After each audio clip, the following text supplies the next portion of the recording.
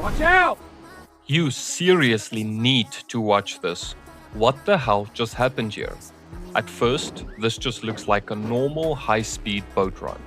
But the closer they get to that obstacle, you can literally feel that something's about to go wrong. And right here, that's the moment they realize they are not going to make it.